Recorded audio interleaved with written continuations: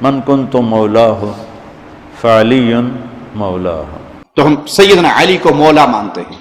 جس کا مولا میں اس کا مولا علی۔ اس لیے ایسے لفظوں سے احتیاط بہتر ہے۔ جیسے مولانا ہم کہتے ہیں نا، مولانا فلاں صاحب، عالم کو بھی مولانا کہتے ہیں نا، مولانا کا مطلب ہمارے مولا۔ اس لیے آج کے دور میں یہ بات کہنا ٹھیک نہیں ہے، اس عقیدے کے اندر فساد آئے گا۔ السلام علیکم ورحمۃ اللہ وبرکاتہ۔ جی تو میرے دوستو، آج کا مسئلہ آپ کو پتہ چل ہی گیا ہوگا کہ مولا علی کہنا کیسا ہے۔ ہم حضرت علی رضی اللہ تعالیٰ عنہ کو مولا علی کہہ سکتے ہیں یا نہیں کہہ سکتے؟ مولا کے معنی بے شمار ہیں۔ مولا کا معنی دوست، مولا کا معنی غلام، مولا کا معنی آقا، سردار، اس کے علاوہ مولا کا معنی مددگار، مولا کا معنی کارساز اور مالک کے بھی آتے ہیں۔ دوستو، اگر کوئی اس نیت سے کہتا ہے کہ حضرت علی رضی اللہ تعالیٰ عنہ میرے مددگار ہیں، اور اس عقیدے سے کہتا ہے کہ میں جہاں بھی ہوں حضرت علی رضی اللہ تعالیٰ عنہ کو پکاروں تو وہ میری مدد کرتے ہیں، وہ میرے مالک ہیں، اس نیت سے یہ مولا علی کہنا یا جو ہے وہ اس عقیدے سے کہنا، یہ تو دوستو سراسر وضاحتاً جو ہے وہ کوئی مطلب چھکی ڈپی بات نہیں ہے کہ یہ بندہ شرکیہ عقیدہ ہے اور شرکیہ کلمات کہہ رہا ہے، شرکیہ نیت سے یہ کلمات کہہ رہا ہے۔ اور اگر کوئی آپ کہہ لیں دیوبندی ہے یا جو ہے وہ عام مسلمان ہے کہ توحید پرست ہے، اس کو شرک سے نفرت کرتا ہے، وہ مشرک نہیں ہے، توحید پرست ہے، اور وہ دوست کا معنی مراد لیتا ہے، آقا کا معنی مراد لیتا ہے، تو وہ آدمی پھر کہہ سکتا ہے یا نہیں کہہ سکتا؟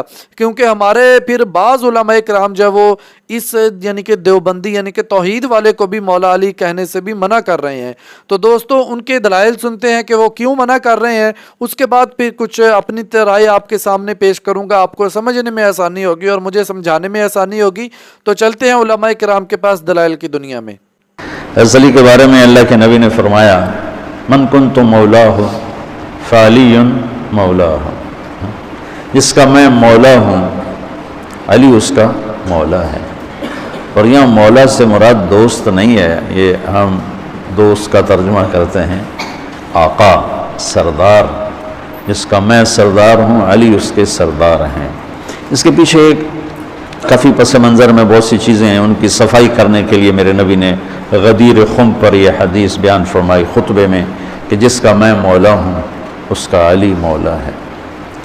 تو یہ چند دن پہلے مجھے خیال آیا کہ ہمیں حضرت علی نہیں کہنا چاہیے، ہمیں مولا علی کہنا چاہیے، کہ میرے نبی ہمیں ان کو ہمارا مولا بنا کے گئے ہیں۔ ہم سمجھتے ہیں صرف یہ شیعہ کہتے ہیں مولا علی، وہ صحیح کہتے ہیں، من کنت مولاہ فعلی مولاہ۔ آپ سب کے چہروں پہ میں حیرانی دیکھ رہا ہوں،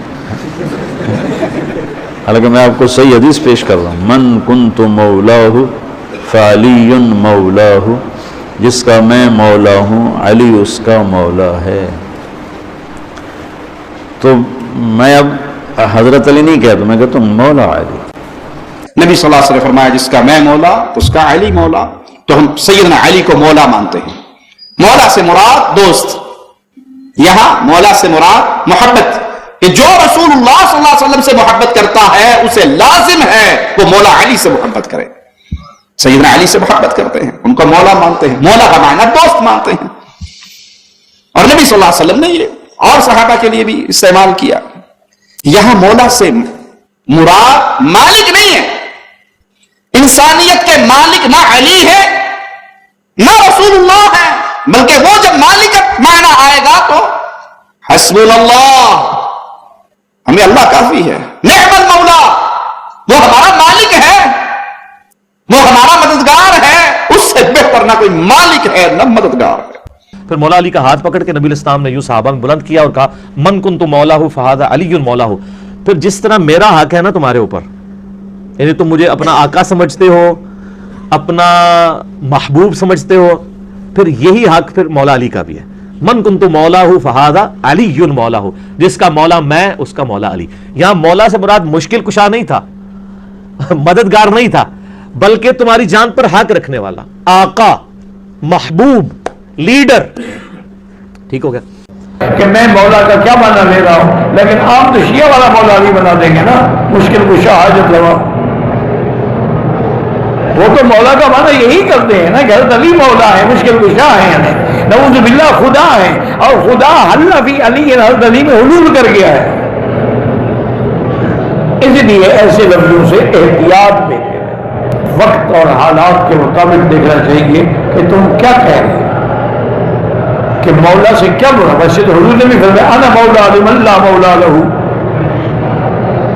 लेकिन कभी कभी सहाबा ने हजरत अली को अबू तुराब तो कहा, अबुल हसन तो कहा, मौला अली कहा है, कहीं नारा मारा है। अगर है तो हमें दिखा दे, ठीक है। और इस दौर में कि जब शिया नऊज़ुबिल्लाह कुरान बदल रहे हैं, हदीसें बदल रहे हैं और असहाबे के रसूल को सब किया जा रहा है, अगर हम उनकी बातों की तायीद करेंगे तो उनको तो फायदा पहुंचेगा। भाई मौला दोस्त का माना में होता है, इस लिहाज से हजरत अली को भी कह सकते हैं, हजरत अबू बकर को भी कह सकते हैं, तमाम सहाबा को कह सकते हैं, सब हमारे दोस्त हैं। क्या ख्याल है? मौला का माना दोस्त भी होता है और मौला का माना कारसाज भी होता है। तो कारसाज के माना में नहीं, दोस्त के माना में। और जैसे मौलाना हम कहते हैं ना, मौलाना फलां साहब, आलिम को भी मौलाना कहते हैं ना, मौलाना का मतलब हमारे मौला। तो हर आलिम को भी मौला कह सकते हैं कि नहीं कह सकते? कह सकते, क्या कह रहे हैं? मौलाना फलां है, मौलाना सबके साथ लगा होता है। तो मौलाना वो मौला ही है जिसके आखिर में हम क्या लगा देते हैं ना। तो सबको मौला कह सकते हैं जितने भी साहब हैं।